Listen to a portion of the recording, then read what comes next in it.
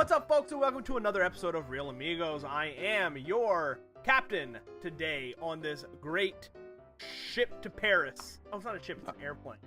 Our marvelous Zeppelin captain. Our marvelous captain. That's right. Oh. Because you are here, Reel Amigos, episode number 21, the one about Home Alone. We'll get to that in a minute. But just before we went online, Marvel dropped the trailer, the second trailer for Captain Marvel, which I am so pumped for, and Donnie could care less. Phil hasn't. Not care less. Right. That's right. Could not care less. Phil hasn't had a chance to watch Correct. it, so we're not going to say much. I have Shocking. Philip isn't up to date on what we're going to talk about. I'm a little. So she has at one point she gets punched and she's bleeding either green or blue. It looked green to me. Which here's the thing. So She's that would human. yeah, she is human, but maybe she's a Skrull. So maybe this is how they introduce the idea of the Skrulls into it. A Skrull. So a Skrull is an alien race that can shapeshift.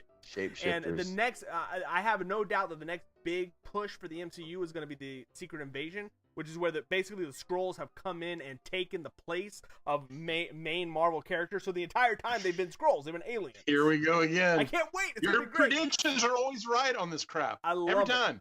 I'm So going to write it guys, down. we are here. Merry Christmas. We are here Merry to talk Christmas. about Christmas. I didn't even introduce my other fantastic co-hosts. So Phil and Donnie both here. We are here to talk about a Christmas movie. We're here to talk about Christmas. Hopefully, I hope Donnie's top 5 is about Christmas. Is it Christmassy? Donnie? Wait and see. Wait and see. All right, let's just go around the horn. What is? I forgot it was a Christmas episode. Guessing that weight was not. That means it's not. That's all right. That's all right. We'll make it Christmas. All right. So what are we doing? We were just talking about Mission Impossible. As we record this, Mission Impossible comes out tomorrow on Blu-ray and DVD. Fallout. Part 6. Yeah, Mission Impossible Fallout. Great franchise. I Again, haven't seen it plugging yet. in. I haven't. I want to watch it. I haven't seen it yet. It's fantastic. Bathroom fight scene is amazing. It's only less prolific than the Saw franchise. Yeah, but this one is actually good. That is garbage. Saw is gore porn garbage. Gore porn. Are you saying not there's a- porn in it, or it's What do they call it? Isn't that what they call Torture it? Horror porn. porn? Torture porn. Porn. Is that torture porn? torture porn? Is that That's right? what they call it. That's the word. Yes, I have that's no correct. I have no. I don't want to talk about Saw. Let's talk about Let's move on. Anybody Mission seen Impossible. anything else? Has anybody seen Wreck-It Ralph 2 yet? No, Ralph Oh. Breaks the Internet. Not seen. I really want to Is see he it. as good as the first one? I've heard it's never better. seen the first one. Oh, What? What is the matter with you? Never seen How it. can you be on the show and not watch act? Look, you watch these Okay. garbage movies from I've the seen 80s. more movies Come on. than the both of you combined. Don't ask me how I could be on this show.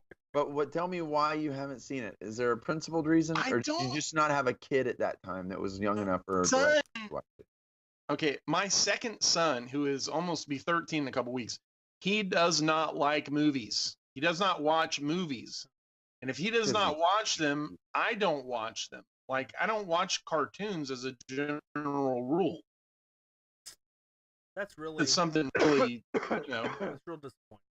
I think that Is I it? think the I'm fact that you sorry. discriminate against the movies based on their production style, be it animation or whatever, shows a lack of evolving. It's not my Yeah, jam, that's dude. True. That's true. With I've movies. watched plenty of animated movies. So speaking of animated movies, right now with Like 50, The Jungle Book. with 59 reviews counted at 100% on Rotten Tomatoes is Spider-Man Into the Spider-Man, and that is a movie I For cannot example, wait Is to that the see. sequel to Homecoming? No. That's next year. That's far from home. Perfect example of what we're talking about. I have zero Oh, interest in that movie. all I want. None. That's all I want to see. That's Chris, tell me It's what an that is, because animated- my Okay, oldest it's a son cartoon. wants, but it has all the Spider-Man in it. So yeah, so basically, it's kind There's of more than a one? it's kind of an amalgam stop. of what they've been doing in the comic here recently, and so it's basically just it's kind of a multiverse version of Spider-Man. So you have like Peter Parker, but he's older and almost even washed up a little bit, and so you find Miles Morales. You have Gwen Stacy, so Spider-Gwen's in there, and so you have these different Spider-Men from different universes, and Peter. I kind didn't of know brings Gwen them became together. a spider person. Yeah. So in her universe, She's the one who gets bitten by a radioactive spider. It's She becomes Spider-Man. alternate. How many Yeah, it's people like are getting alternate- bitten by yeah. radioactive spiders for Well, crying all out of loud? these people. It's string theory. There's an Asian nice. Spider Girl character that has like a spider robot, which is really cool. Yeah, it's great. Oh my god. Hey, Clint Eastwood, Mule, watching that preview. I like Clint I don't Eastwood. understand. I can't figure that movie out based on the preview. It looks I weird. really want to see the Dick Cheney movie with Christian Bale. That movie looks amazing. Yeah, I forget what it's called. Is it called Cheney? it's called. I think it's Vice. called Dick Cheney, shot in the face. Isn't it called Vice? Oh, it may be called Vice. Yeah, that may be right. I don't know. All I right. can't Anyway, remember. anything else you guys Christian want to talk Bale about? playing Oh. Dick Cheney? Yeah, Yeah. dude, he is playing an amazing Dick Cheney. He looks great. I love it. Oh yeah. I it have looks great. seen some movies. Oh, you okay? Let's Wait, hear. hold it. on, What do real you think? quick. Before we get Go ahead. back, before you go to that, I want you to watch Wreck-It Ralph. Yes, Wreck-It Ralph is so good. Okay. I promise you will appreciate the themes. On play that server that we use. Yeah, I have it Yeah. on Plex. Yeah, you can watch it. I didn't know if I was allowed to say that on yeah. here. Plex Okay. Plex is a legal server, and I'm sharing with you guys. It's fine. It's Um, not illegal. No, it's anybody can have Plex. Yeah, Wreck-It Ralph is fantastic. I cry every time. Okay. So good. I Dude. I at Shit, least tear by up. the I at next least time we tear up. Maybe record not cry. Dude, next I month. cried in Home Alone. All right. When we get to there. Stop it for crying out loud. And that's exactly what you're doing, crying out loud. All right, no, I go. watched some movies Let's hear since it. last time we What were was it? What was together. it? I watched a bunch. Ready? I'm going to run down them real quick, and I'm Okay. going to give you a super quick review. Hotel Artemis, boring. Don't bother. I I heard watched Witness back from '84 with Harrison Ford. Oh, okay, yeah. Good one. I watched The Ballad of Buster Scruggs on Netflix. It's a Coen Brothers movie. Yeah, is it good? It is good. It's super weird. It's Coen-y, very Coen-ish, Yeah. but it's like 6 different stories, completely unconnected. Oh, I love that. But I they're love when they do that. they're good. I enjoyed it. Okay. It's Totally unconnected. They don't ever cross They're paths. totally unconnected. They're happening at the And same it's- time. They're all westerns, Completely right? off the wall. It's all westerns, yes. Okay. But it's totally off the wall, as you would expect. I watched The Sixth Sense again. Great. I watched Christopher Robin, Dolesville, put me to sleep. Oh, I heard that too. Phil, I watched a movie that you saw Uh-oh. way back in the mid-'90s. I'd never seen it. I came across it, and I watched it. It's called Hideaway with Yes. Jeff Goldblum. That movie is And that guy, Bonka Lonka Jeremy is crazy. Sisto. That movie is nuts, dude. I thought that I was in. And I don't mean that in a good way. It's dumb nuts. How It's did you weird. watch that? Why did you watch that? Did we I- talk about that? You had told me about it a long time ago. Like, oh, this thing was crazy, no, man. no. And I Within saw the it on last- Prime. Have I I was talked like- about it with you in the last 2 months? No. Because I have Googled that movie in the last 2 months. No, you told me about it years ago. You're like, dude, this movie was crazy, man. Are For you some not- reason, I didn't see it. The first like 5 or 10 minutes, I thought I'm gonna get possessed by the devil. It's weird, It's man. dark, bro. When he dies, Yeah. and he goes through that animation to hell, I guess. I don't know. It's crazy. But that ritual at the beginning. Oh, it's that's like, insane. "Whoa, this is dark, Yeah. bro. That movie is super dark, but it is super dumb. It is bad. It's a I bad don't movie. remember it being dumb, but it probably was. I watched Code of Silence with Chuck Norris. Of course. That's great. Yeah. I watched The Predator, the new The Predator. How was that? Not as bad as I thought it would be. Oh, that's good. Had a little humor to it. It was okay. Yeah. It's worth a watch, in my opinion. I'm good. That's it. I watched Venom. Did you? Any And good? That as bad as you thought it was gonna be? It was Yeah. Good question. nowhere near as bad as I thought it was going to be. I actually kind I've of heard enjoyed it was pretty good. A lot of people said they really liked it. I was shocked that I didn't want to scrape my eyeballs out. It was now I will say this.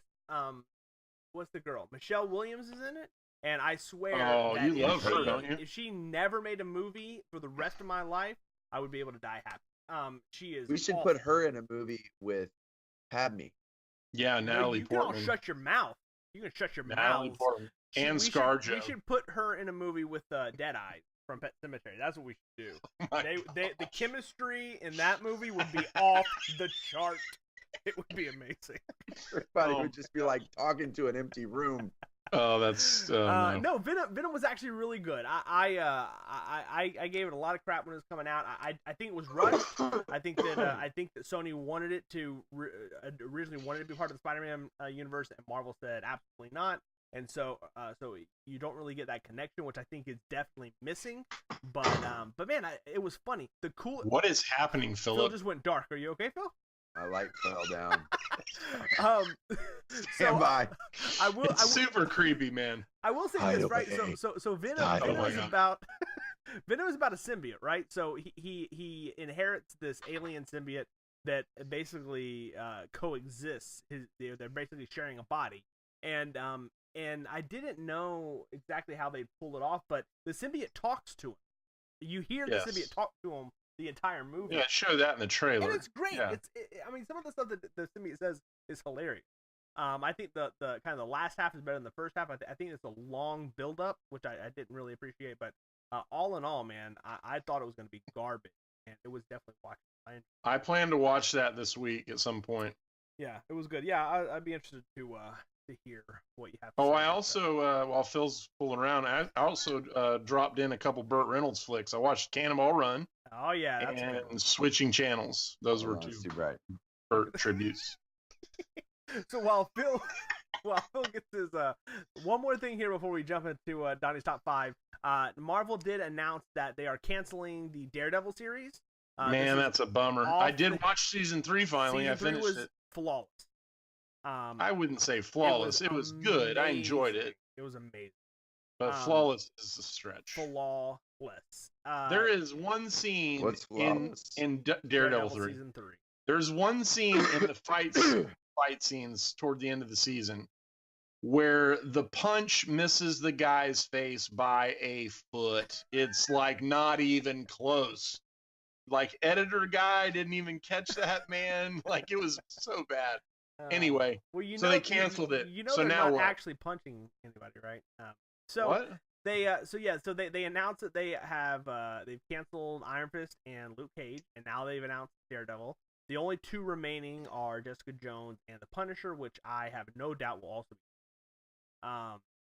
They have actually come out, and Disney has said that they're not going to continue the series on their streaming service, and that bummer, man. Basically, those shows as they stand right now are over. Now, I say all that to say I absolutely think that they will be back in some capacity on Disney streaming service. I just don't know what it will be. And I could even see them bring back the cast. But the contract that they signed. Well, I hope it's better than the Defenders, because that was not any Defenders good. Wasn't great, yeah. But Disney obviously will, if they do try to do it, they will try to do it a little more PG-13. Which I don't know if that's good or bad, so we'll have to kind of see.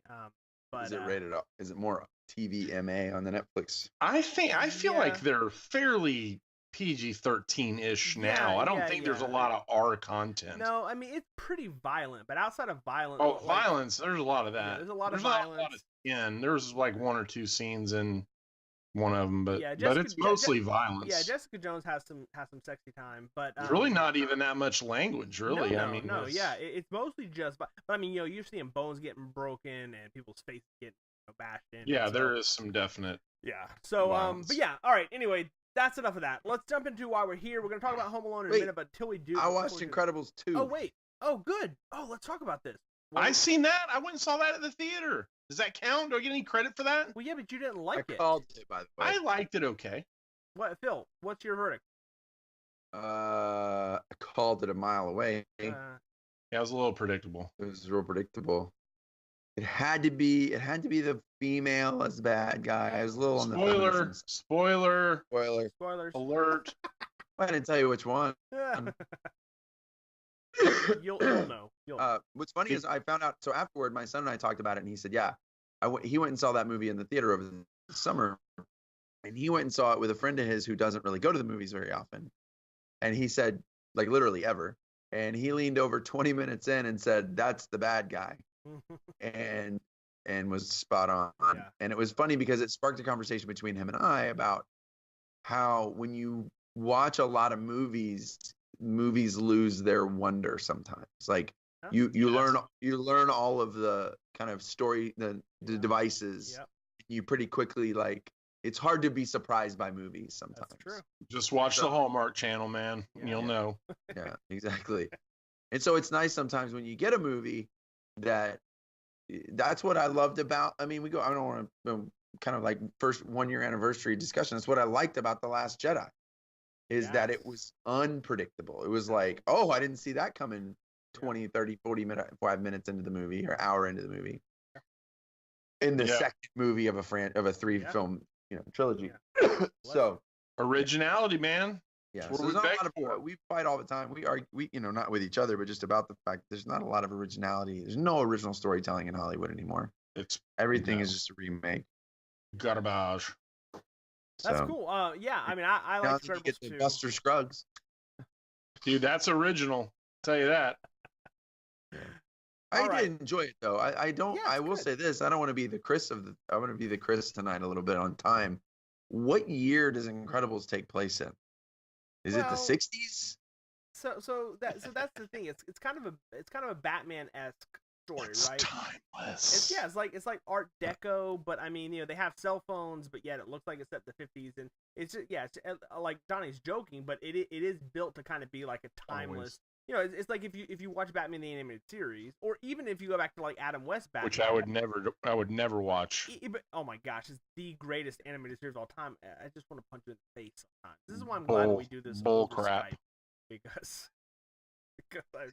it would just be streaming violence. It would just be street fighting. We would just have street fighting. But even Adam West, Batman is like he drives like an older muscle car, but yet there's cell phone. Well, actually, it wasn't cell phones. But there's like big computers and all this kind of forward-thinking gadgets. So they did have a phone in the Batmobile. That's true. Yes, yeah. So I think Timeless is a even though it's funny. Trying to make fun of it, but I think that's. But I dig it. I love the elastic motorcycle. I think that's great. Slingshot motorcycle. I think it's pretty super cool. I like that. I still don't understand why the baby has such a broad like. What is the baby's powers? He's a jack of all trades, man. Yeah. I agree though that it's weird. Isn't that his name? Yeah. Jack. Jack of all trades. It is weird that they didn't define it more. And he shoots lasers and sneezes lightning bolts and turns into a demon, and then he floats into a different dimension. And none of it seemed to be all that needful to the story. Like, it doesn't advance the story. Like, I kind of thought he was going to be They're setting up the trilogy, man. Yeah, they probably 12 years from now. I think it's a direct parallel to Fantastic Four and what they did a similar thing to Franklin Richards. He actually probably the most powerful character in the Marvel universe. We have a lot of Pixar sequels now, don't we? We have Toy Story, we have Monsters Inc., we have Finding Nemo, we have The Incredibles, and so we got like 4 different. Not Wall-E, thank God. Or Ratatouille. Dude, I love Ratatouille. Shut your mouth. Ratatouille's awesome. I like Ratatouille. Fine. Okay. It's good. All right, let's move on. We're gonna start the show with our favorite segment. Chill. 16 Candles. Chill. Ratatouille's good. Patton Oswalt, he's fine. I don't like him. He's in everything. That guy's in everything. Literally every single thing. Brilliant. He's in Walter Mitty. I can't stand that guy. He's great in Walter Mitty.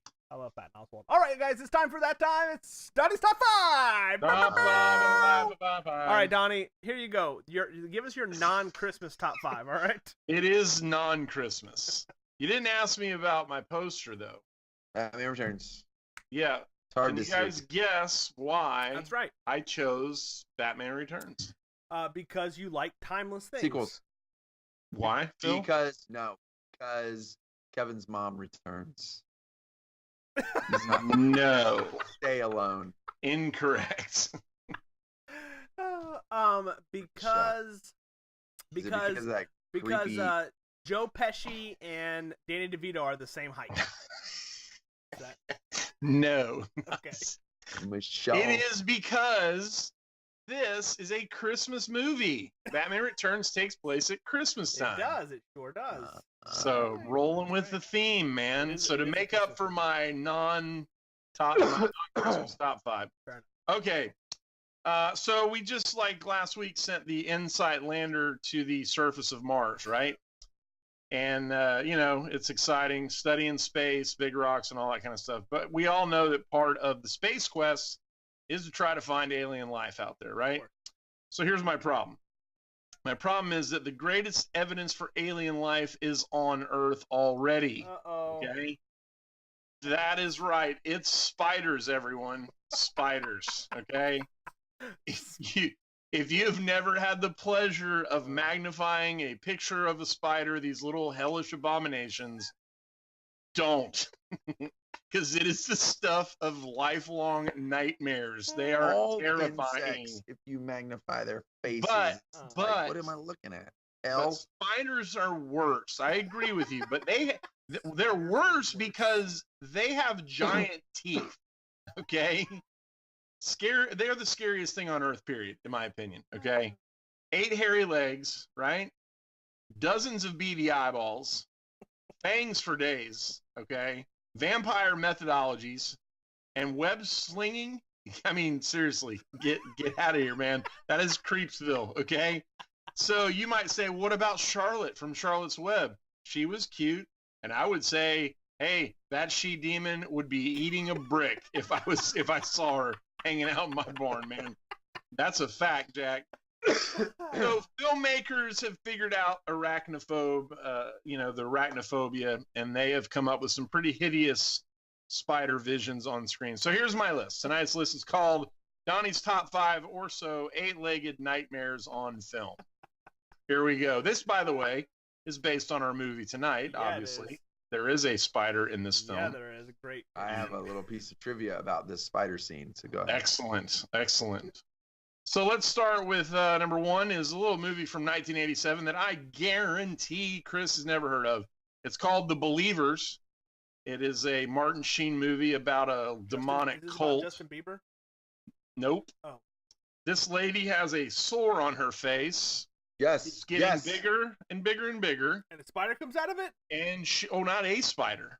Oh, no, Pam, no. Pam, no. No. She scratches it open and spiders start crawling out on her face. I will never watch this movie. So, you should not have told me that, because if you would have got me to watch that movie, I would have. Oh, that'd be great. I shouldn't have told you. So what were you saying? That's the movie that tried to ruin Reese's Cups for me. Is that where the milk turns into blood or something too? The egg yolk is blood. Oh, there's some creep still. I was eating in a Reese's cup when that egg gets cracked open. It's about a cult. And I remember the egg, like when the egg cracked the bloody egg open. I remember having a Reese's cup in my mouth. It tastes like blood. No. So I didn't eat Reese's cups for a little while. So next time you go pop in that blister, have some Raid ready, buddy. All right, number 2. I didn't recognize that movie by name, but when you said Spider Face Pocket, immediately.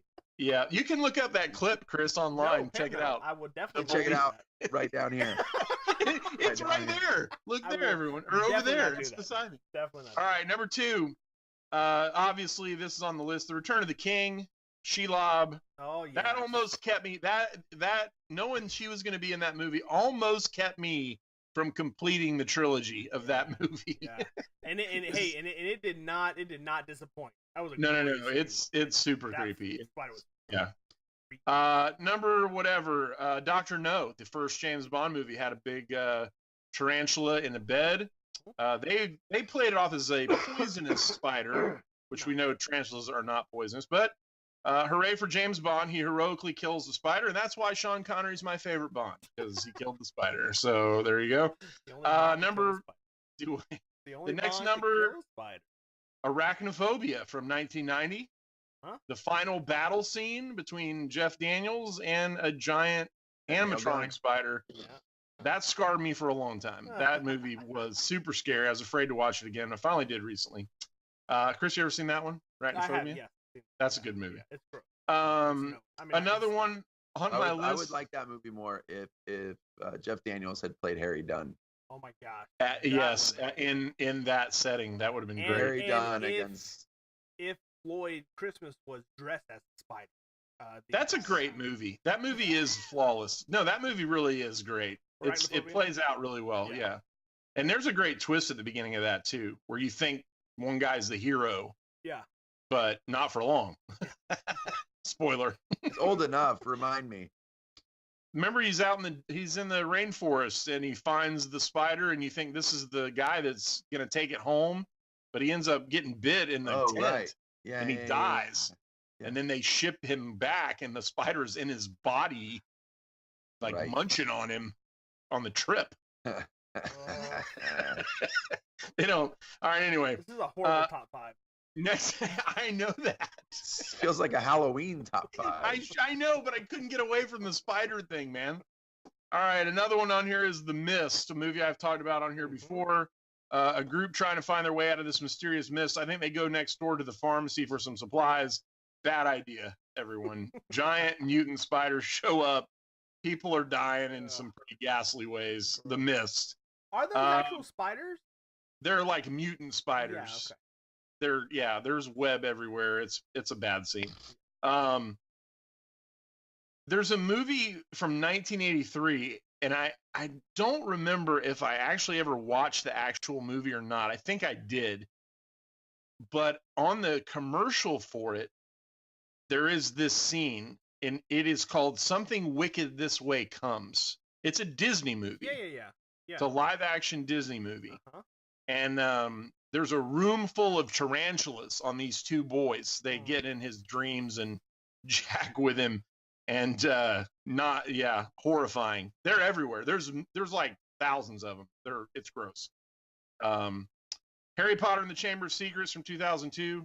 Aragog and his devil spawn. Chasing down full-grown vehicles, by the way. That's terrifying. So there's that. Kroll. Oh, that's right. Anybody seen Kroll? The giant white widow. I love Kroll. Terrible special effects, but hey, it's still a spider. Anyway. It's that old like Clash the Titans kind of. Oh yeah, it is that. I love it. It is that. It's like a real spider on a miniature set. Well, it's like clay, like claymation. Claymation. Yeah, it doesn't look real. It looks like some kind of fakey deal. Great. From 2002, did you guys ever see Eight-Legged Freaks? No. That's a giant spider movie. What's his name is in that? Courtney Cox, David Arquette, right? David Arquette is in that. The thing is, if the movie talks about spiders as like a key component of the movie, I'm pretty much not gonna watch it. Very hokey CGI, but lots of scares. It's a comedy, scare. And there's a scene with a bunch of trapdoor spiders that's really great. That I enjoyed. Another one here, real quick. Wild Wild West. We're talking about scary. Mechanical spider in that movie. Oh yeah. This whole movie in general is terrible and scary and awful. So I'd throw it in. Will Smith. Yeah. Oh yeah, that's a bad movie, man. All right, here's my number one. My number one spider the movie.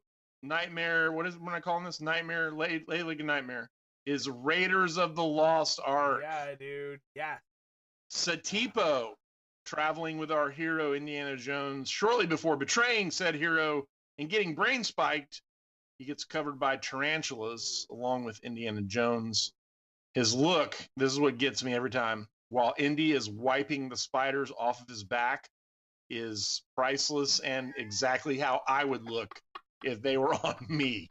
It's a great scene. It's a horrifying scene, but nonetheless. Hey, also, I got to thinking about it, and there was a trailer recently for a giant spider movie hiding in a tub. It's like in some people's house.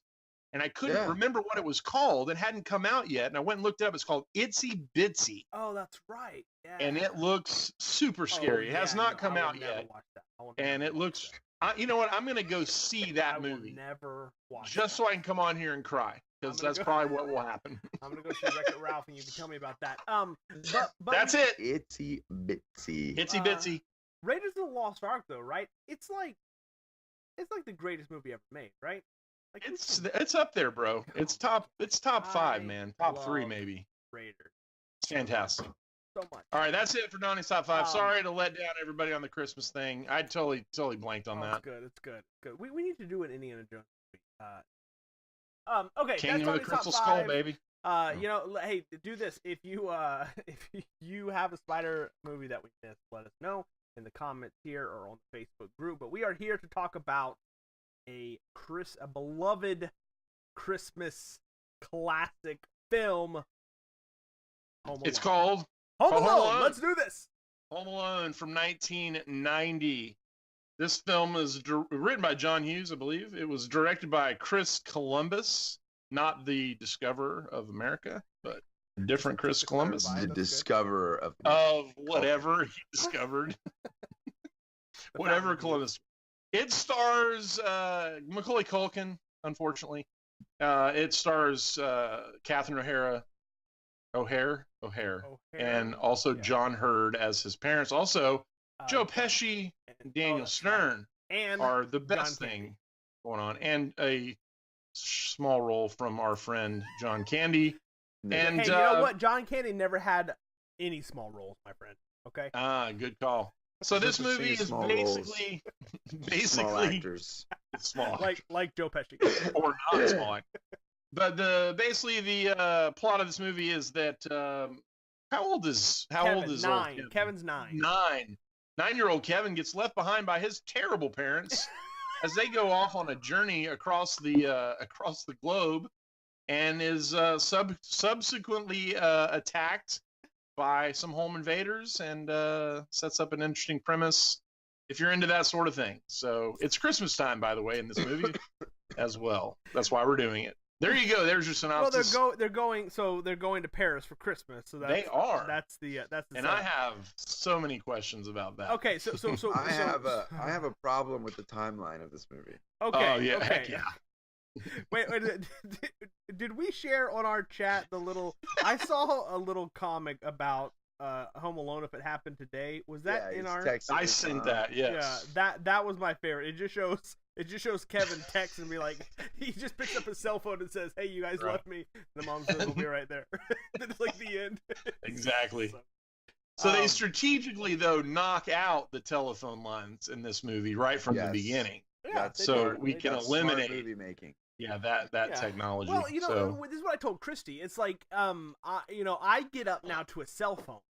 So the premise is they end up waking up. So storm comes. They're through. late. It's a crazy. Well, storm chaotic. comes through, knocks out the power, and so they're Right. getting up late, and so that's why they're rushing, and that's why they miss people. But I told Christy, I get up by my cell phone, and very rarely when I go to bed.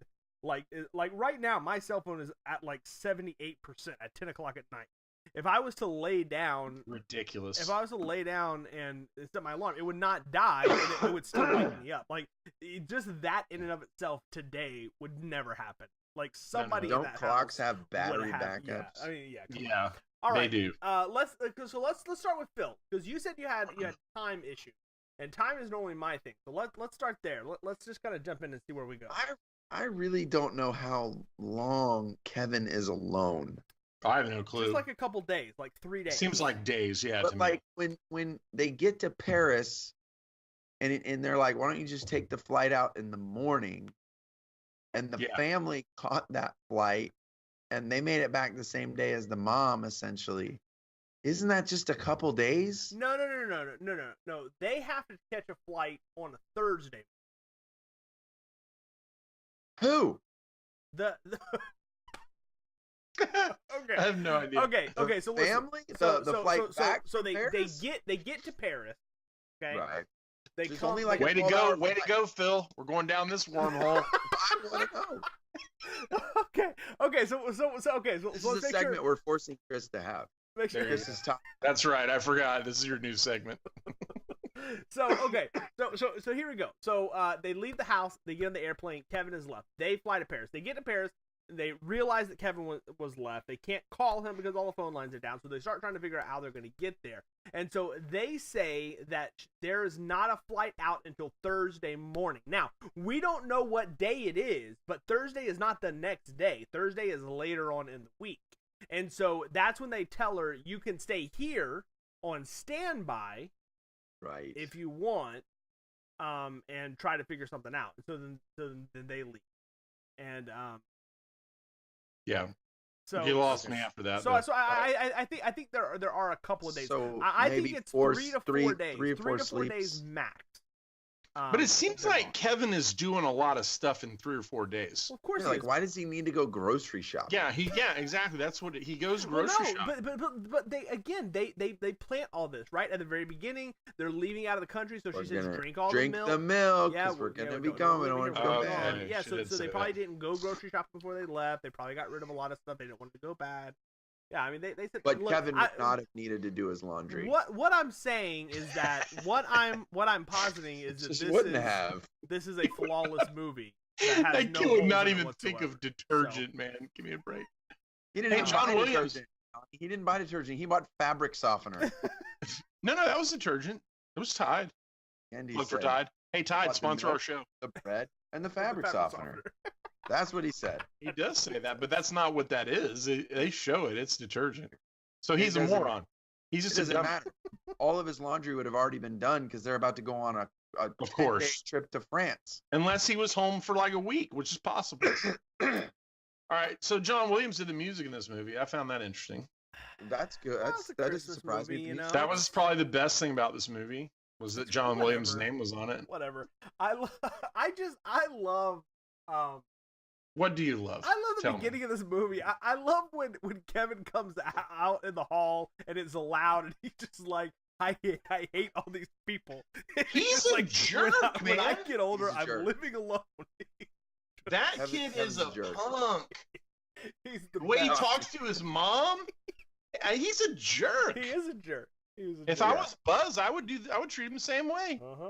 Yeah. I love that Buzz I kind of feel like Buzz and Donnie are the same, The same and me person? and Kevin Oh my are the God. same. absolutely. Buzz's first pet name for Kevin is Flimwad. Flimon. That's great. It's a great 80s word. Great 80s nickname. So Are we Flimon. going to talk about the fact that Macaulay Culkin is bad? Well, let's Terrible. okay. Oh, he's the whole movie. So can't we just start with that? He's terrible. Nobody ever accused him of think being he's good great. at I think anything. he's But I've great. seen lots of child actors that were good. I think he's Macaulay not. Culkin is great. I think He's hilarious. terrible. Every move is calculated. It's Okay, terrible. Here's a question that I have. Who is he talking to the entire time? His imaginary friend. Is this a Ferris Bueller's Break the Fourth Wall kind of thing? Yeah. So I he's never talking thought that. to us? No, No? I never thought that. I thought that. He looks right down the Really? barrel of the camera several times. Well, he does. Maybe he does once, doesn't he? Say something. Yeah. Hmm. Like when he says, don't I made remember. my family disappear, he looks right down the barrel of the camera. Says, I made my family. Oh, I think he's just talking to himself. I think he's just talking to himself. Yeah, there's a couple of scenes. When he gets put up in the attic, which was scary in general. That's if you- crazy. If you watch it, there's literally like a space heater at the foot of that bed. If you turn that space heater on, that bed goes up in flames. Up in flames, baby. His parent. Okay, all right. So let's talk about this trip. Okay. Okay. So there's what? How many of them? There's like 6 of those kids, and then there's like 3, 4 other kids that are their family, right? Well, so There's a bunch. So they had. She counts like 11 or Not- 12, right? I thought it was I thought it was 9. 13. Right? Was it? There's 9 a kids? bunch. Yeah, but that was just the kids. She counted the There's kids. at least 5 of Kevin's sibling Yeah. people. There's 5 of You them have. at least. So you have. I think you have 4. Is it just 4? I think it's just 4 grown adults. Right. And then. Okay, so, and but then, here's like, my 10 point. children. Let's say 10 Oh, children. it's a lot of people, 14 right? people. Sure.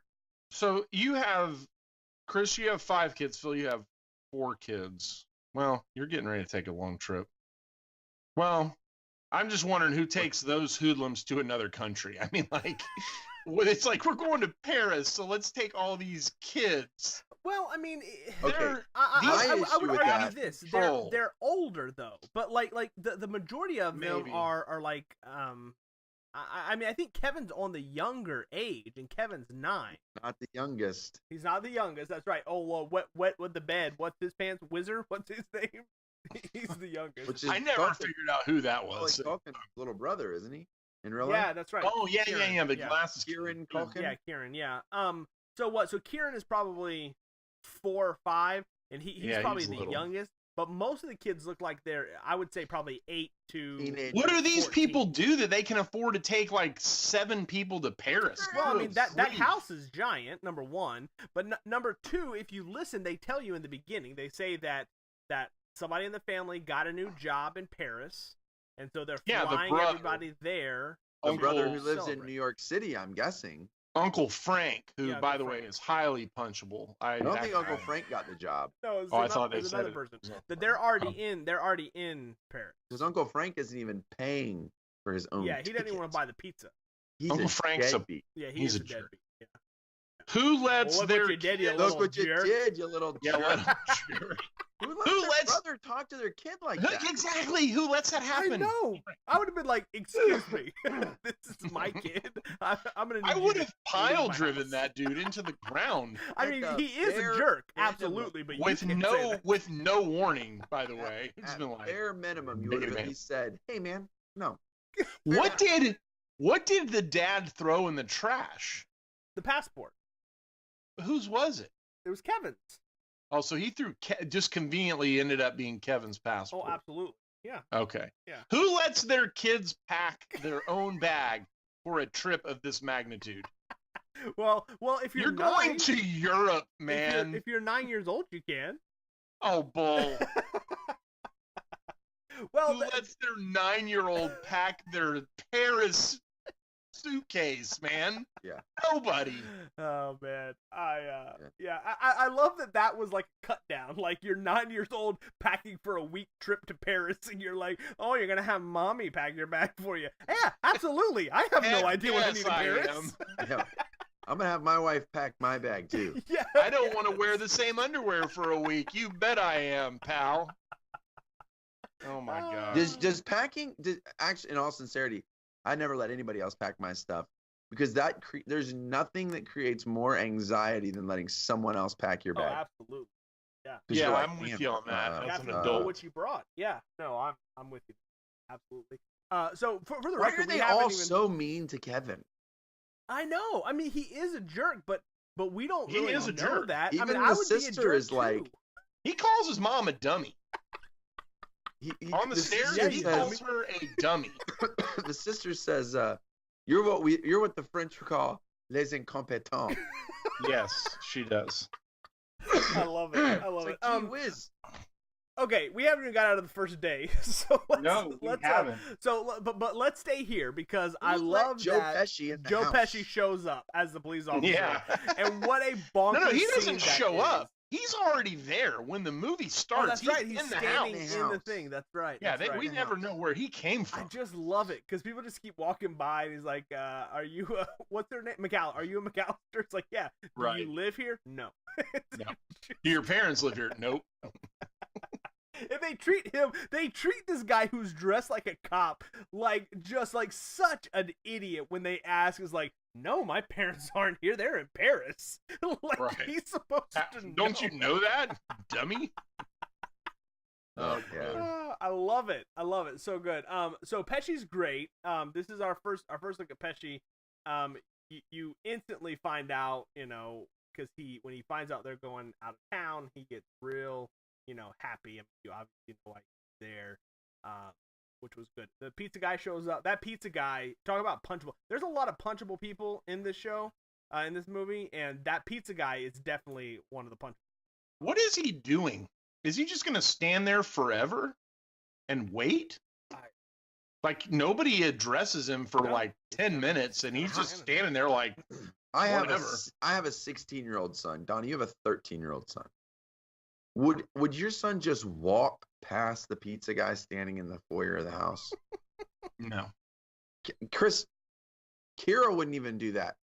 She'd be like, "Hey, you can put it in the kitchen. Yeah, something. I'll go get my mom." Yeah, something. Right. Something. Yeah.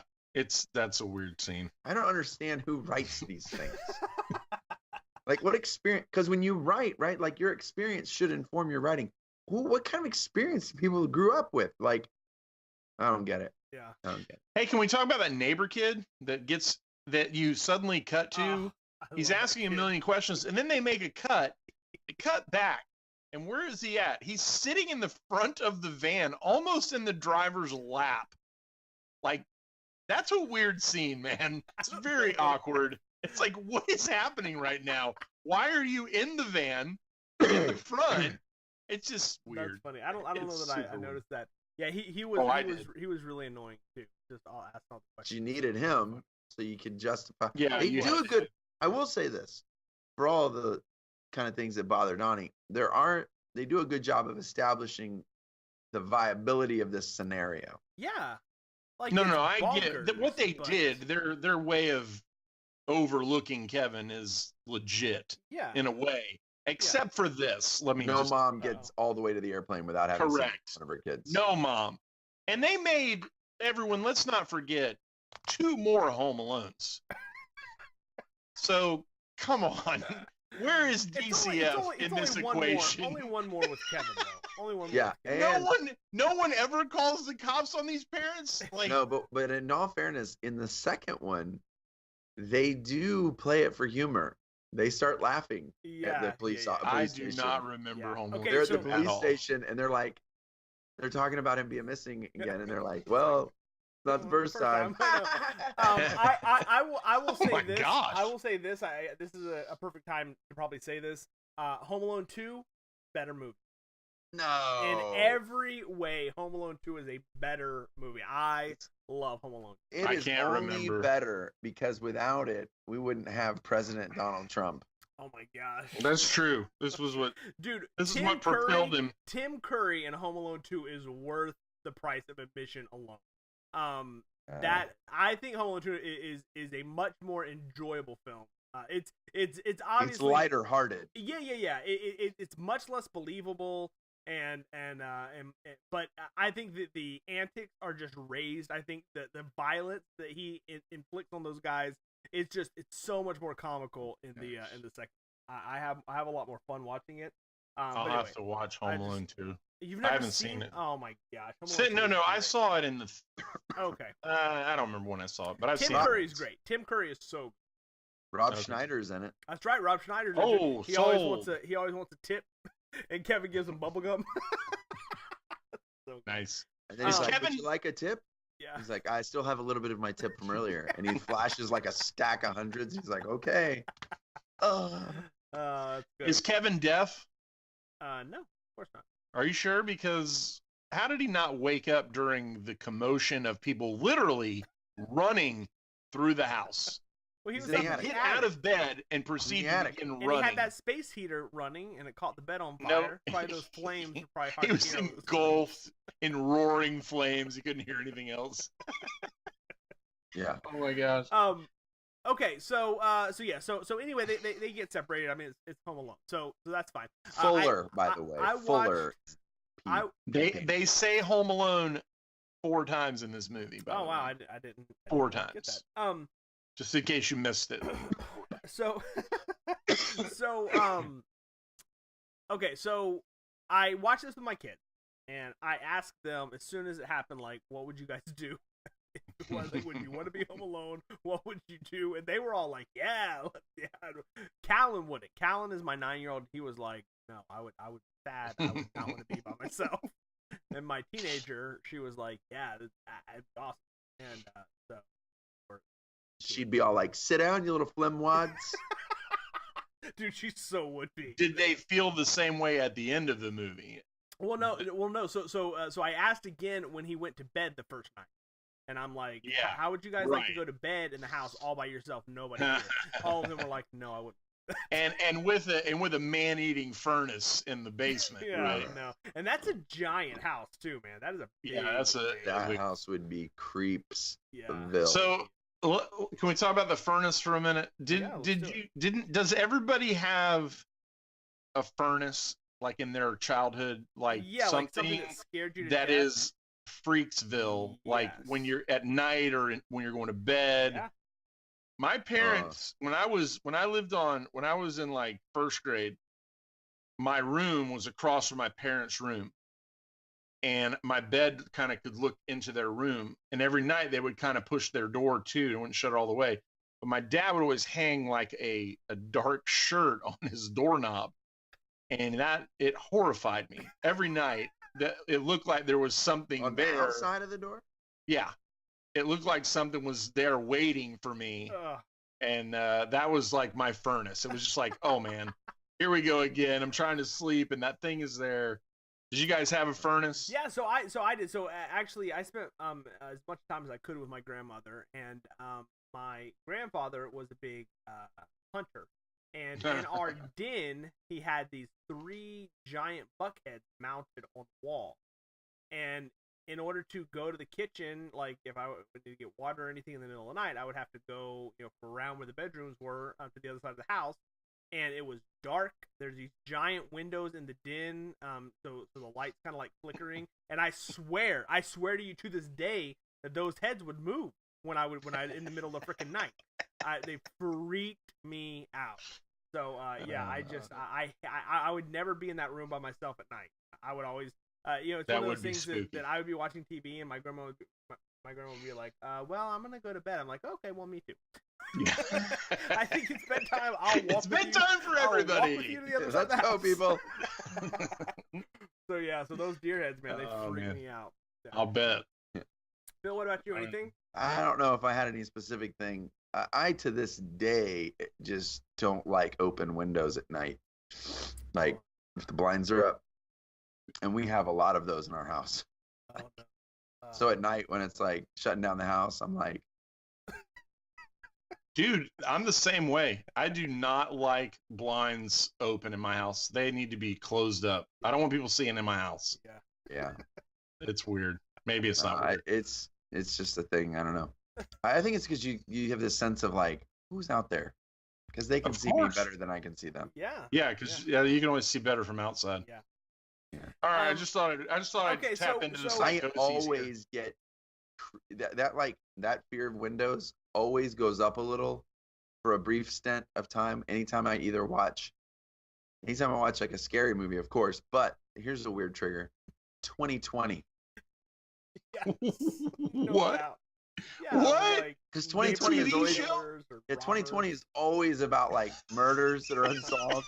Yeah, and then his neighbor snuck into his house. And you're like, no. 2020. Is that even still on? Yeah, I watch it all the time.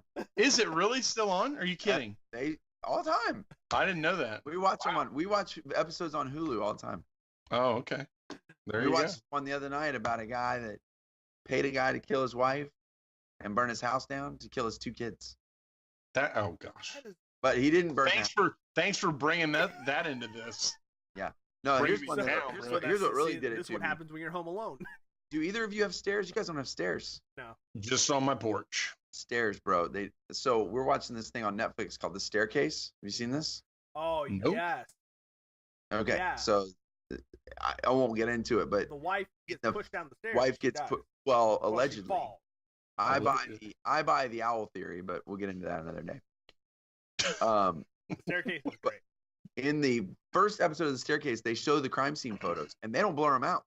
Is this legit? Oh, this is legit. Dude, it's a documentary. Oh, it is. Yeah. And there's a scene where one of the pictures is taken from the top of the stairs down the stairs, and she's laying at the bottom of the stairs. But from that angle, all you can see is her dead face staring back up the stairs. Dude.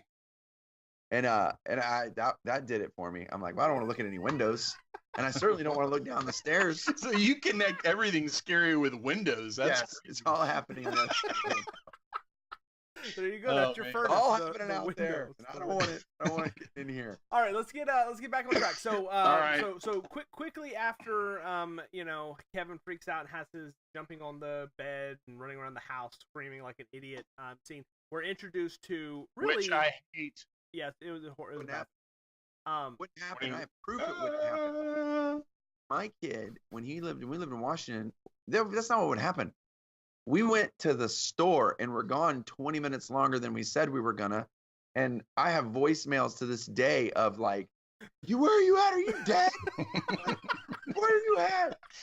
He called his aunt and like There's no way he runs around the house at 9 years old celebrating that he's finally, doesn't have to deal with his parents. So Doesn't he happen. gets to have a little fun, and then we cut to basically the stars of this movie, which are maybe arguably the best burglars of any movie of all time, right?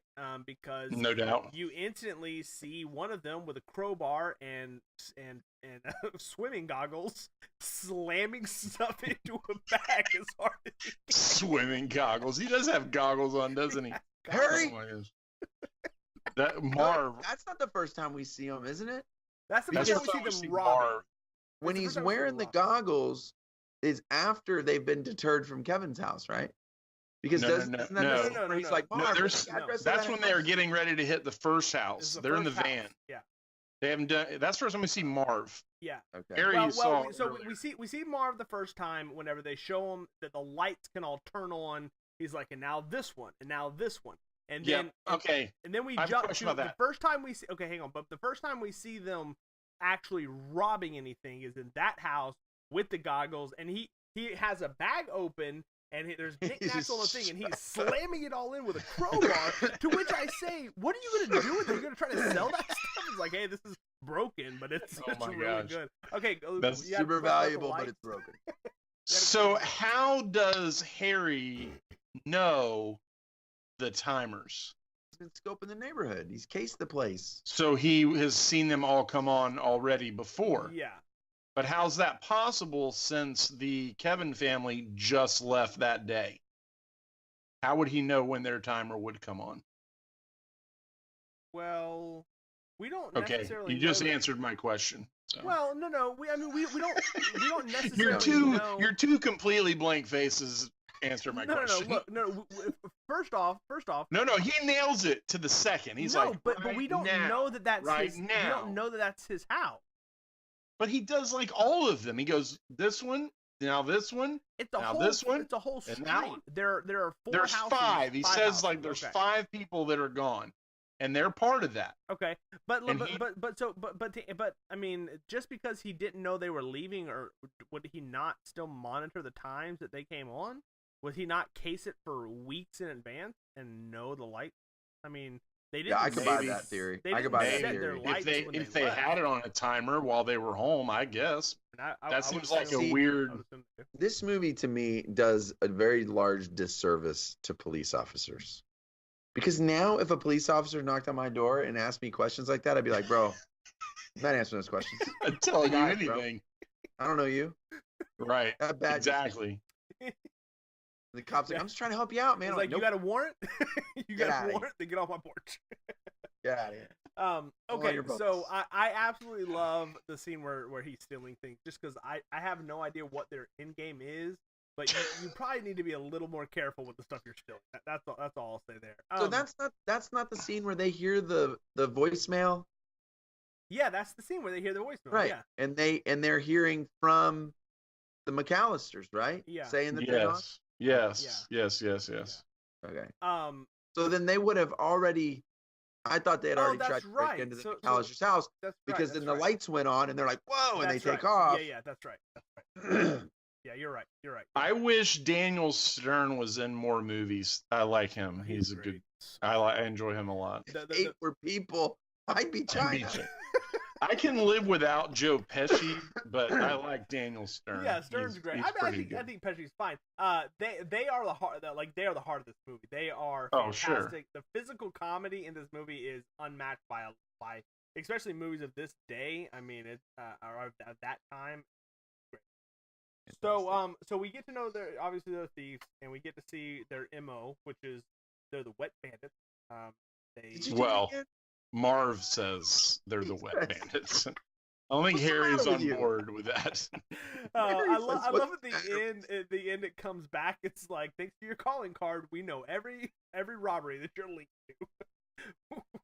What does Marv say? Or Harry says, he says, "You're sick. You're sick." Yeah, he does. I'm like, why do you do that? You're sick. Stealing their stuff is not sick, but leaving their water on Don't that's flood sick. their house. He also, he also takes the snow globe out of every house and he puts bubblegum and puts it on the dash. So he's basically kind of Yondu from Guardians of the Galaxy. But my question is, what if they don't have a snow globe? I was thinking about this as we were watching it. I actually do not think that we have a snow globe in our house. Maybe he just takes nice ones, and he's just collecting nice ones, not necessarily from every house. From every house. Hey, do rags stay in the bottom of the sink? By the way, I don't think they do. You can stuff a rag down a sink. And if but you, he didn't. If you leave the water running, it will it I don't think may so. still leak out, but I mean, well, they had the thing in there already. It looks like they already had the drain plug in. Then he crams the rag on top of it. Whatever. Logistics. Donnie's prop minded. Let's talk about the creepy old guy next door. Oh yeah, I wrote that down. Oh man, I love Buzz's telling of this story because every 1980s neighborhood had one of these stories. Yeah. But here's the thing that I have an issue with in all these movies is that person usually knows they're that person. Like they realize the kids are looking at him, and he even says later in the movie, "Oh, they tell the story. It's not true." So why are you insisting on acting as absolutely Creepsville as possible every time you're around children? Like, lighten up, dude. Like, make them feel a little more comfortable. Because he does. He's super creepy. Yeah. I mean, that's part of the fun. You know, he's supposed to be creepy. Part of the fun. He's playing it up. He's supposed to be creepy, you know. Hey, honey, I'm going to go terrify some children now. I'm going to drag a metal can of salt around the street. Yeah. I want to... and try to scoop it out with a giant shovel that's bigger than the can. I want to As someone who lives in a climate that requires this sort of doing, just put the salt in a seed spreader. It works fine. Sure. Okay, I want to talk about the mom and the return trip, but yeah. But I want to. Those are two bookends. So what I want to jump to is I want to jump to the actual night, which is the night that they realize. So we'll fast forward a little bit. You know, Kevin's trying to deter them from robbing the house, and they see him out walking outside, and they realize, hey, it's just a kid, and so now they're gonna take the house. And so Kevin overhears them, and so Kevin goes to the mattress, right? Which again, I've never seen The Godfather, but I learned that from You've Got Mail. I have no idea what you're talking about right now. He's just to go to the mattresses. It's a Godfather reference. I don't know. Going to the mattresses is a Godfather reference. Okay. So he decides to go to war, and so he starts setting up the house. And so let's talk about this. Is obviously the highlight, which is these guys getting home. And so I want to know. Wait. Now they come at him more than once, right? Well, first night, what happens? No. They come at him the first night. I'll tell you what happens. They come at him the first night. He hears them. He throws the light on. They leave. Oh, that's right. He throws the light on. The second night, he throws the party, and he's got the thing rolling around in the train, and dancing, and they leave again. Party at the McAllister's house. House. Third attempt is with the filthy animal. They run off for that. It's right. He's like, dude, somebody just got murdered in there. Dude, we just covered 4 days right there because the final assault is the fourth one, right? There you go. The 4 days. Yeah. And there was days before that even. So I mean, maybe not. Maybe at least one. I got a problem with the whole TV thing, but wait, what TV? Yeah, that's the loudest TV in history. No TV sounds like an actual gun going off. Well, no, he had the firecrackers. No. Well, he did it to that was for the pizza guy. No. He didn't do it for the other pizza way guy. around. Right, but it was really loud then too. Here's what I have a problem with. Those firecrackers don't sound like bullets. No, of course not. No, ridiculous. Of course not. Here's what I have an issue with. So in the scene with the party where he got all the mannequins and the Michael Jordan, all that, he is standing over there and he is dancing himself to operate all of the things. So how long was Kevin standing there dancing before they came, and how long did he have to keep dancing to know they were finally gone? Are we talking hours here? Probably hours Because at that dude least. would have died. He would have straight up been dead. That's a long time to Dude, do what he was doing. He's got a strong core, man. He's got to keep it Oh up. my You know what I mean? gosh, He's gotta strong keep it up. core. He This can't will even to take survive. Buzz. The will to survive. Okay, all right, I'll give it to you. Okay, wait, because now I forgot one of my other favorite parts was when he's going through Buzz's stuff and he sees Buzz's girlfriend. Yeah, It's like, it's whoa. like, oh, And then he sees the Playboy and he's just like, he just throws it. And he's like, he says something like, he says no one with clothes on Yeah, or something. It's pretty funny, and that's where he gets the fireworks from. Okay, or the I always thought Buzz's BB gun is the coolest BB gun in a movie. Oh yeah, man. Heck yeah. Maybe not as cool as the one in Dutch, but Oh, Yeah. Dutch. Man, that's another John Hughes written movie, I believe. Okay. So. Chris, you ever seen Dutch? Yeah. No, I've seen Dutch. Yeah, I'm trying to think. Anyway, of I've never seen a. It was a pistol, Oh, that's right. Okay. Yeah. and it was the Yeah. only. Oh, And BB in gun the pistols movie, are every cool. time he shot Yeah. it, you'd hear a cartridge eject, which is, I'm sure, Yes. not happening. But it was always like, as a kid, you're like, They don't eject. Yeah. oh man, That's I the love a real best thing gun. ever. Yeah, that's right. Yeah, I actually think I think that was the movie that made me want. Yeah. And I actually had a pistol BB. Yeah. Pistol was cool. Okay, so let's jump to the actual night because I want to talk about the mom because the mom is if there's anything that really annoys me about this movie, it's the mom. So we'll talk about that. Let's talk about the assault. So The assault. what I really want to know is what the highlights for you guys. So I'm gonna ask, what is your favorite attack? Well, can I just point out that Marv has the best advice in this movie? He says, "This is not a good idea." He says that before they go in. My favorite part is the nail on the stairs. Oh man. But I have an issue with it because one nail on that whole staircase and it just happened to step on it, whatever. But it goes like, it goes a good inch in there, like, and It's a little bit of a squelching sound too. You It listen. was- Yeah, it's yeah, there's nothing worse than that. it's rough. That's It's awful. rough. I mean, for me, I think it's always been the McAllister M burned into the hand of Joe Pesci, and the idea Dude. of Go him having to shove it in snow to instantly cool it off. Oh my god.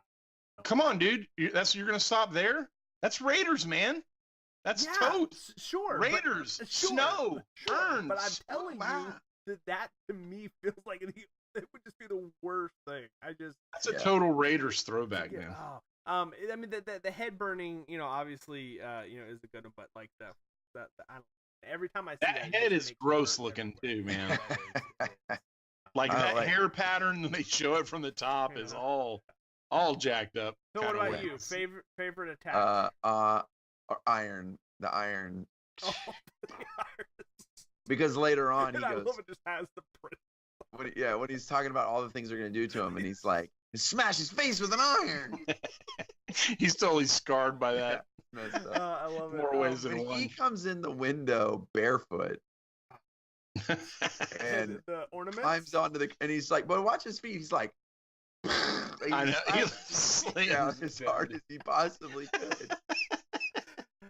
Oh, brother. So we brought up the top 5 about spiders, and so Buzz's spider gets out, and he puts the spider on Daniel Stern's face. Which, number one, the moment I read this in the script, I walk. There is no world in which this happens. You could not pay me enough money to have a spider crawl on my face. But the genuine scream of a terror that comes out of Daniel Stern when that spider's on his face makes me so happy. That's like a top 5 scream of all time, dude. So here's your It's piece great. of trivia. That scream is done in post. Oh, is it?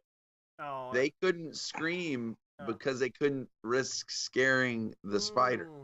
Mm. So the scream is done later. So he just is mouthing He's that. just, yeah. Oh, that.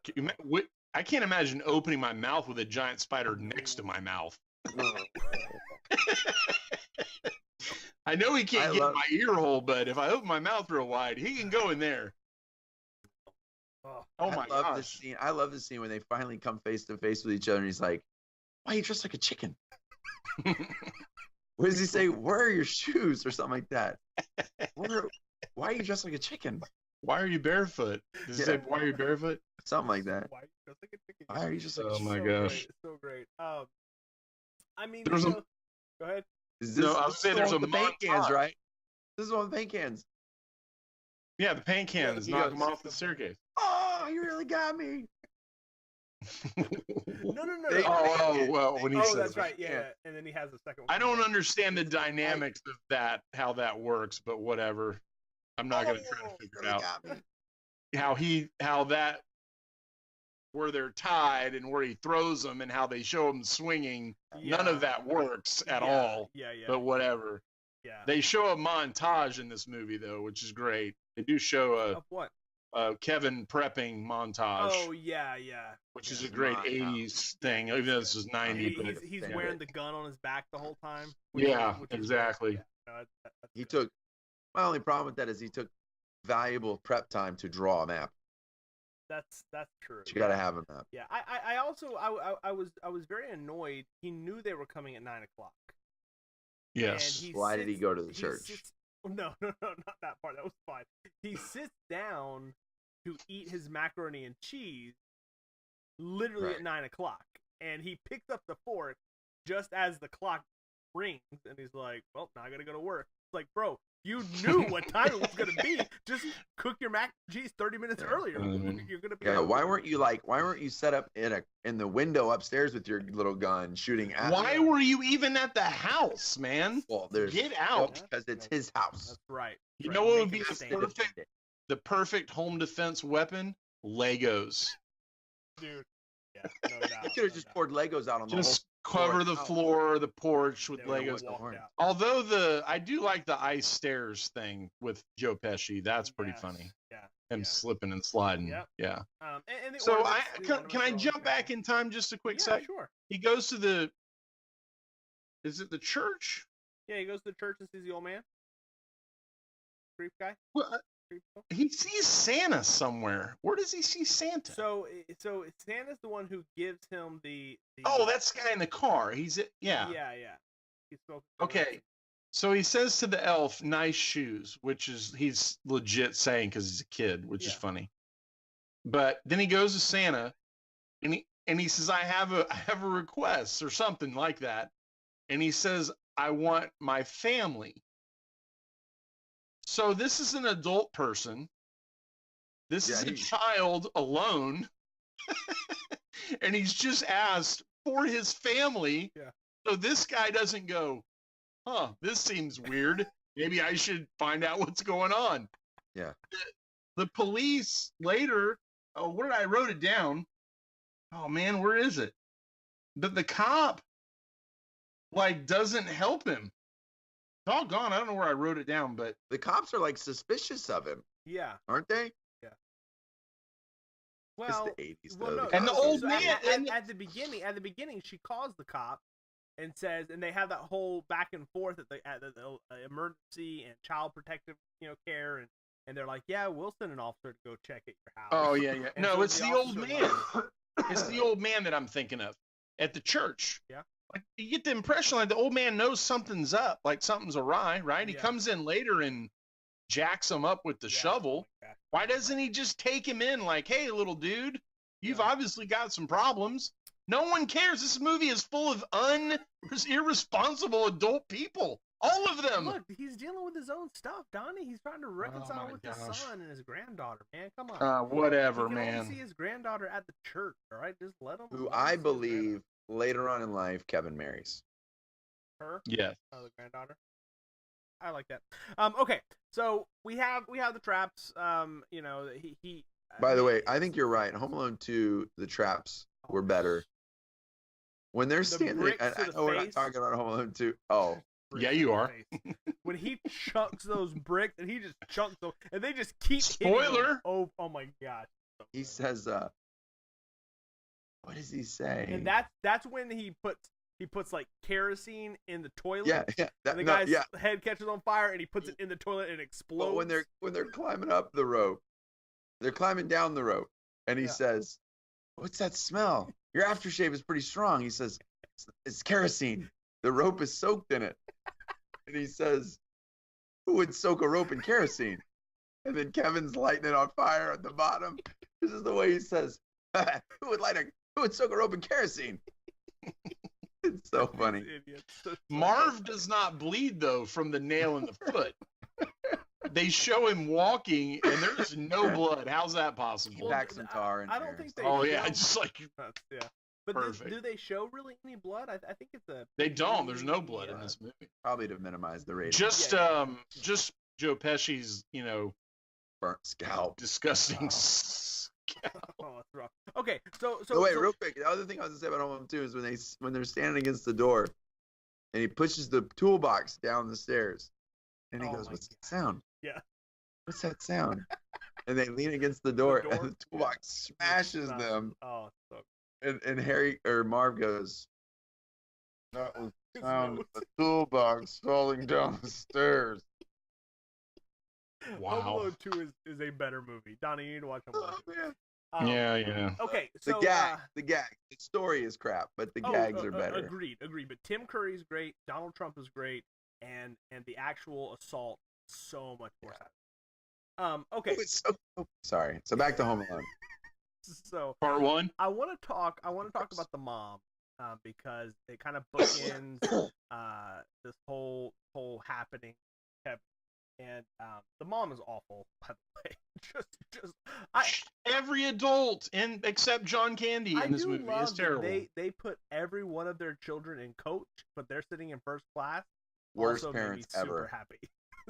Yeah, the worst. It's bad. Okay. Why would you do that? Why would you do that to other people? Yeah, that's you know what I mean. Like I'm gonna stick my kids with over you. there. Absolutely, I would be complaining all day long, man. And I'd be like, no. Frank steals the salt and pepper shakers because he's a dirtbag, man. That guy's a scum. He's a scumbag. Is that Crystal? Okay. Put in your purse. Put in your purse. So listen. Okay. So she ends up saying it and getting on standby. All right. So like we talked about, Home Alone 2 goes a lot more campy with what they're trying to do. I feel like Home Alone 1, even with its concession, is really trying to still be a more of a serious type movie as far as like trying to take itself seriously. And so we get to the scene where she's trying to get a ticket. She's on standby. She's trying to barter a ticket. I felt like the scene where she begs the lady to give her the ticket was not convincing at all for me. First, she's offering her, you like my earrings, and my watch, and then the husband comes over and is like, she's already got enough earrings, and so they go to get on the plane. That's the guy that was sleeping next to Neil Page, by the way. Yeah.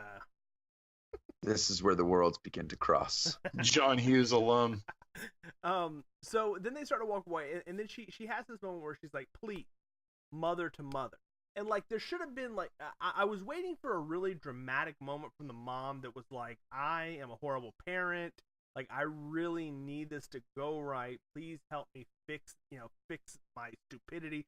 I never felt like there was really that moment of remorse. Even when she gets to him, I never feel like she's really that sorry. And so no. I have a serious problem with the mom. But okay, let's just skip through that. So she gets on the plane. She ends up going to. She says that she goes to Dallas. Then she goes to. Where did she say next? St. Louis or Kansas City? I think she said St. Louis. And then she's like, and then where am I now? And he says, Scranton. Didn't he? Yeah. Where is Scranton? I thought that is that PA, Pennsylvania. So she flew from Paris to Dallas to St. Louis, back to Pennsylvania to get to. Are they going to Chicago, Illinois? They're going to Chicago. I'm not. And then drives there, and the family gets there almost the same time. Hang on. You're getting ahead, but like that. You're taking too long. I'm not crazy though, right? That's not how plane flights work. Don't ask. Dallas to St. Louis to Pennsylvania back to Chicago? That seems planes work in crazy ways, man. Yeah, first of all, that's viable. Second of all, she's probably catching any flight she can just to get somewhere. Now it's stupid on her part to be like, I'll jump on a plane to Scranton. Yeah. Like, why would you Scranton? Stay in Dallas. You got a better chance from Dallas or New Get York to something. get where you want to go. You don't go to some regional place. You go to a hub. So let's take it All aside right. because then she meets John Candy, and John Candy is, as Phil alluded to, the best part of the movie. He plays in a polka band. I love that my favorite thing about Candy is he comes over and he's like, "Oh, I hear you're in a bind," and he's like, "Maybe we can help you." And I forget the name, the polka guys, whatever. And he spends the next minute and 45 seconds trying to convince her that she knows who he is. And it is my favorite part of the movie. He's like dropping all the polka references, like polka polka, happy polka. He's just like going through these songs. American polka. He's having a crisis, and he's just like, "Oh, I thought you may have heard of me, but he just keeps going." That's Dell from Planes, Trains, and Automobiles. He took on a new persona. He's gonna kill her too, man. There's all kinds of Planes, Trains, and Automobiles overlap here, by the way. The guy that drove the Taxiola, he's in it. Yeah, he's one of the players. The old man I just told you about, Bill Irwin, he's in this movie. Yeah. John Candy. John Candy, Dell, yeah. He calls himself, this is what I love about John Candy. He comes over and he says his name and he says, Polka King of the Midwest. And he stops like waiting for the reaction. He's like, It's like, no clue, man. But then I love it because then he doesn't stop. He keeps trying. Polka King of the Midwest. She's like, surely you've heard of us, right? I mean, the. Oh my God. and then I love he justifies by she's like, "Oh, so you must be pretty popular or whatever." He's like, "Well, we've sold 623 copies." You know what's great about that though? What's so great about that is that's legitimately polka. Every song is polka. Yeah, I mean, it's the so all-American polka. It's the new world polka. My father-in-law was on like local broadcast TV when he was younger in Gaylord, Michigan, the Midwest, playing the accordion in a polka group. That's awesome. If you met his family, they're like Polish. You're like, yep, this is a polka family. Oh man, that's funny. They have probably heard of the Polka King. The Polka King of the Midwest. So the only other John Candy moment that I really love in this movie that I wanted to pick up, and if I'm missing something, you guys can throw it out. But when they talk about when they're comparing how bad a parents they are, and she's like, "You never left your kid," and he talks. Left him at a funeral. He pauses. Doesn't he pause? Yeah. He pauses, like, nope. But then his response is, "Yeah, he didn't talk about 6 or 7 weeks after that." Yeah. Kids are resilient. They're 6 tough. or 7 weeks, the kid didn't talk. Yeah. Turns out he was left there for all day with a corpse. That scene, and then she's like, "It's best that we don't talk." He's like, "Well, you brought it up." He like blames her. He's like, "Well, you brought it up." John Candy was fantastic in this movie. You're right about the mom, though. There is no remorse in this film at all. When she sees Kevin face to face, she doesn't say, "I'm sorry." No. She doesn't say, "I love you," or anything. She just looks at him like, she just stares at him like, she's and there smiles. behind him. Yeah, no. And that's it. It's like, what? Yeah. What are we doing? And then, literally in the moment that I just, it happened thankfully so late in the movie that I couldn't stop watching it. But the moment whenever they finally hug and then everybody walks through the door, I lose my mind. The entire movie is this lady trying to get back to her house, to which her entire family from Paris all get back, gets there at the same time. Oh, that's what I was saying earlier. She drove. How many hours of drive is that? It's got to be all night long. Well, look, here's the reality. If she had just gotten in a car when she landed in Dallas, it's 12 hours. It's a 12-hour drive. She would have been there. So that's crazy. Why she spent 3 days flying all over the planet. She's a moron. That's part of this whole movie. Who lets someone else count your kids on a trip? Yeah. She is a moron. Okay. So I'll turn over to you guys for notes. The last thing that I will say is I did say that I cried. At the very end, you see Kevin look out of the window at the old man, embracing his son, And dude, I get Who misty says eyed. it's his son? It is You're definitely- assuming that. it is It could be definitely somebody that he's luring into his trap. you He's dummy. gonna pull a Klopek on him from the Whatever. burbs and bury him in the Oh, backyard. heck. So I did get a little misty eyed at that. Okay, let's go You're round robin. insane. Before we close here, any final thoughts? Anything we missed? Anything you guys wanna throw out? I love this movie, Donnie. I don't know where you're. I from. do It not is like so this great. movie at all. I think it's dumb, and I don't enjoy watching it. And I'm glad I don't have to watch it ever again. We talked about worst parents ever. Yeah. I found it odd that the kitchen was so spotlessly clean after witnessing what we saw in the kitchen when everybody was there. Oh, that's true. When he You wakes see up it the later. next day. It's spotless. Yeah, it is. Like that is, everything that's is true. in its place. Really, I can see, really, I can honestly, see the whole mom house. staying up late to get it clean before. No, she other left there. places, yeah, maybe, but other places in the house were not that clean. Yeah. There's a scene, Chris, where the guy from the Taxiola guy, whatever his name is, He's a cop. yeah, he's a cop, but he's talking and he's eating a donut or something. Oh, it falls And there's on a chunk of oh my food God, on the- No, I know. I It's thought of so you uncomfortable. instantly, I know, and I it know. stays on there for a long Well, time. it does for that and then scene. finally, when they cut back, it's it gone. rolls Oh off. my Finally, God. no, it falls off. If you watch the scene, you can see Does it fall off. Okay. Yep. Oh. So I didn't thought know of that. you That's for gross. that. I would never use that phone. You mentioned Kevin's screaming scene. They're trying to play it off as endearing. It's terrible. It's annoying and When he's stupid. like, Yeah, that it's one? like, stop. Oh my Please gosh. just stop. It's overbearing. And there's a scene, and I can't remember what it's from, but I think it's in the first part of the movie. He falls off of something. Like he's outside, and he's looking in a window or something. Yeah. No, maybe it's when he's watching them rob the house or something. He's watching them do something. He's standing on the sidewalk, and then he's just like, No. he slips, There's a right? scene. No. He's on something and he falls off.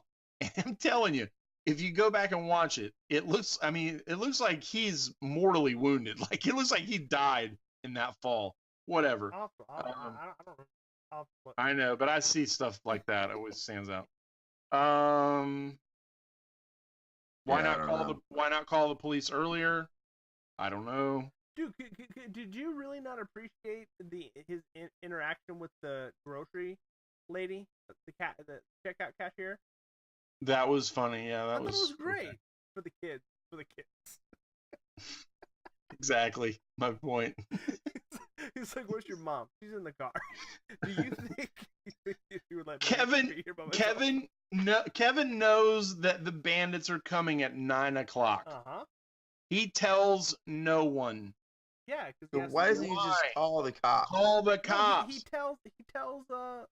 tells the scary guy. But- Doesn't he? No, Oh no, he the scary guy doesn't. shows up. Yeah, he Surely shows he up. didn't tell the scary guy and he let him go home. Yeah. No one helps That this would- kid in this That's movie. true. That would It's just make it ridiculous. worse. And here's my last thought, real quick. There's two things. Number one, somehow when he goes to hit Harry with the crowbar because of the spider. Remember the spider ends up on his Oh, that's stomach. right. What are you- And And he Marv hits him goes, what are you right in the doing, chest. Marv? Hold still. Yes. And he hits him. That Says, what are you scene. doing, Marv? Yeah. But yeah, what are you doing? And he hammers him. But then right after that, they're like, where'd it go? And if you watch Marv, he does one of these like feeling himself, like he's like, oh gosh. And it's like, yes, that's exactly what you would do. The first thing you would do, you'd be like feeling yourself to make sure it's not on you. I This is forgot the about that problem scene. with When these he movies smacks because- him with the yeah. crowbar, it is. Oh, he hammers him. He First drops of all, the hammer. he's dead. Yes. Yeah, he broken ribs for sure. Cracked sternum. Yeah. Bad day. Terrible day. Because he hits that thing like he's hitting for the fence at Candlestick, man. Yeah. He's like, So good. Right. Well, they've already fallen repeatedly on their heads on concrete, so apparently to no Yes. damage done. They've been These- knocked with a paint can to the face, knocked off stairs. Yeah.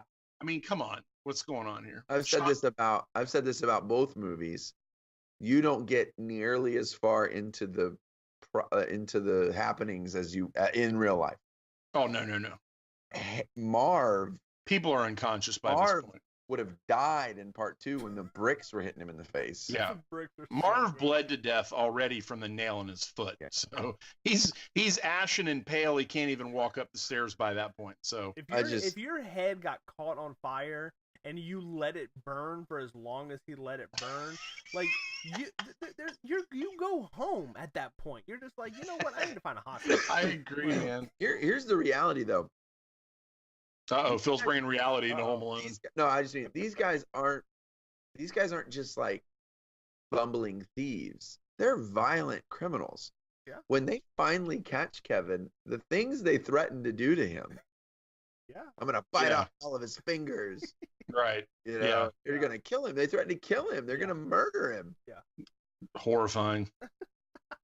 Smash his face with an iron. Set his face on fire. His head or whatever. I mean, all the different things. The last note I have is when they're on the rope and they're crawling across to the treehouse. Yeah. And Kevin breaks out the pruning shears or whatever you call them, cutters, hedge clippers, hedge trimmers. Yeah, those are the sharpest hedge trimmers ever. To cut in one slice. One slice from a 9-year-old cuts through a rope that's like an inch thick. Yeah, right. Also, it's a problem long before that. You can't get a rope that tight. That taut, no way. Can't just do by tying it to a tree. It would have been like 2 grown men hanging on it too. Yeah. Now, here's the other thing. The ground is at least a foot of snow. We've already seen that. So when that line breaks, don't you just kind of fall into the snow at that point instead of hold on and smash into the side of the house as hard as you can? Oh yeah. The rope would never do that. That's a physical impossibility. But even in your own mind, like it's 2 stories, but you're falling into a field of at least a foot of ice, snow. They make it look like 3 stories when you look out that window. It's pretty high. Maybe they're in the attic. The attic window. Oh, that's right. Still, yeah, I don't know. It's a physically impossible thing that happens there. You don't swing back to the house. You fall and hit the ground. That's what happens there. Okay. I don't like this movie. I think it's dumb, and I don't want to watch it anymore. You know what? Then why don't you start us off and tell us how you would rate Home Alone, Donnie? Phil didn't cover any notes, though. Do you got anything, Phil, you want to hit? I got nothing we didn't already talk about. Okay. That's not true. I do think that it is hilarious when the van almost hits Kevin, and he's like, yeah. Oh, right in his face. Right in his face. Yeah, and he's like. I will say this. I watched this with my entire family, which is a lot. Tell them I'm sorry. And my 5-year-old, Cademan, the 5-year-old, he thought, first off, my 5-year-old is Kevin McAllister without question. I'm sorry. But he thought that he was hilarious. And he cracked He's up. 5, though. He cracked up at the he cracked up at all the yelling scenes. He cracked up at the aftershave, you know, the popular scene. He cracked up at the van scene that Phil's talking about where he screamed in the car. He thought it was hilarious. So there you go. Got its audience. All right, Donnie, rate this for us. How would you rate Home Alone? Okay, I'm going to rate this terrible movie 37 melty scalps. They're so gross. It is gross. There's like black spots. Yeah, and there's like a sheen, like a runny kind of a fluid sheen on there from the burn. Yeah, like a film. Do you know how much pain would be in if someone hit that? Severely infected. Touch that. Even, like highly pink, like around where the actual hat is still is like really high. It looks like an asterisk when you see it. It's shaped like a 6-pointed, like, you know, whatever. So yeah, he doesn't survive to the second movie. I can't. It's severely infected. 37 melty scalps, and they made another one of these movies, and these parents are terrible, and I hate this movie. I would like to have seen. Do we see his head in the second one? We see his hand. Do we see his head? I don't think so. The sticky band. Now we're gonna watch it with the family this week, so I'll let you. Phil, this is a better Christmas movie right here. It is Batman Returns. No, I agree with that. But Home Alone's still great. Phil, how you rate this, man? I'm gonna go with. Oh man, this is a tough one. Oh boy. And so I'm gonna go with I don't know, man. I guess I'll go with 10 bloody footprints. Or non-bloody footprints. Non-bloody from footprints. Mars.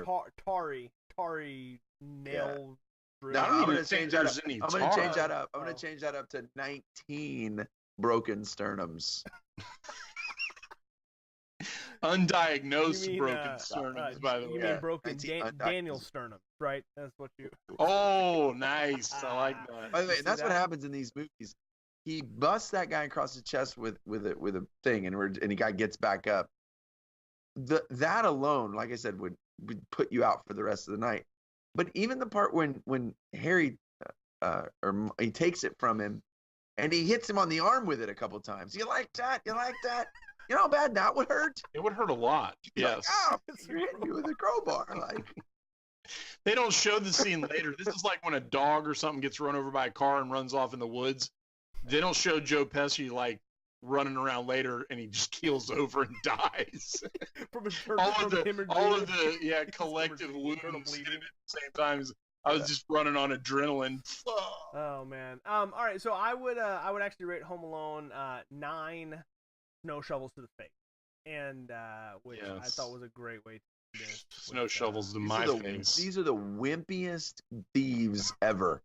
They fly through the air when he hits them with that snow shovel. They are bested by a 9-year-old and an 80-year-old with a snow shovel. Oh my god, I love it. Okay, I think we're done, guys. What do you think? Anything else? God, we're done. This is a great movie. Listen, not guys, a great movie. This is Real Amigos episode 21. Real quick before we wrap, we're gonna switch things up a little bit next year. We are gonna be doing just monthly shows, which we've been doing the last couple of months here. So that's kind of the rhythm we're gonna get into. So we'll kick off January, and you'll get one episode a month from us. So we'll still be around. We hope you still enjoy it. We want to wish you a Merry Christmas if you are Merry watching Christmas. or listening. We wanted to do something festive for the holidays, so this is where we landed. So we hope that you enjoyed it. And yeah, so I guess we will see you in the new year. We thank you guys for kind of just sticking around through this year, listening to us ramble on about love, and subscribe to us. The audible version, you can do that on podcast service of choice, or of course video version on YouTube. And that's it. Happy Christmas, happy 2018, and we will see you. It's been a year. Next year. It's been a year, guys. We celebrated a year. Almost we a made year. it. Can you believe that? Almost a year. It'll be a year Yeah. when we come back. We'll have a nice, fun kickoff to the. Will we have cake? Can we have cake? We can eat cake while we're recording. That'll be great. Nice. Actually, we'll just eat cake, but not talk. I'll just leave cake right here on my face. No. You either put it in your mouth. I don't want to see it. How come you're not shaving? Weren't you talking about shaving? What is that whole thing you were talking about? Shaving? Won't have any we talked hair? about coming back in the new year shaving. Oh, okay, my bad. It's too early. I did get a haircut today, and you can really feel 32 degrees when you get fresh haircut. You're like, ooh, it's cold on the neck. Wake you up, man. This is my second winter in the Great White North, and I'm learning that 32 isn't as cold as it used to be. Yeah, man. It's not as cold as 0 or 1. Well, like that happened to us last year. Last February, we wound up in Texas. It was like 12 degrees here. We went to Texas. It was like 35. And I was like, man, it's nice and balmy. like wearing short sleeves. Yeah, it's like nice and nice. Look at me. I'm wearing a tank top. When you're in Florida and it's 35, you're like, oh my gosh. I know. Everybody here is like shutting it down, man. All right. Getting after me. So that's it. So for Donnie, for Phil, we wish you guys a Merry Christmas and Happy New Year. And we will see you next year. Adios, people. Bye. Feliz Navidad.